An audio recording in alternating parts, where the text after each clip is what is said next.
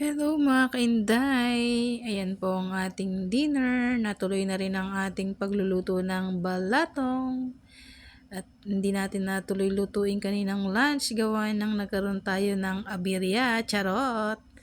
Ayan, niluto na rin natin ngayon ng ating balatong. Hapunan na natin yan mga kainday. Siyempre, ginisa natin yan sa... Nagisa tayo dyan ng bawang sibuyas. At siyempre rin lagyan ko siya dyan ng kamatis. At ang sahog niya mga kainday ay pork and then chicharong baboy. Yan. Sotay-sotay lang tayo mga kainday. It's so yummy ang ating balatong. Ayan. Nilagay na natin yung ating chicharong baboy. Yan. And then, mekos. Yan, haluin lang natin mabuti. Siyempre, pakukulaan pa rin natin yun mga kainday. And then, ilagyan lang din natin siya ng seasoning na pampalasa. Ayan. Busog na naman ang ating tummy.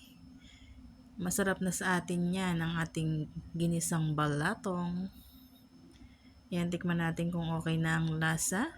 Thank you for watching. Maraming salamat sa suporta. Please follow, like, and share. Solve na ang ating hapunan. Ayan, it's so yummy.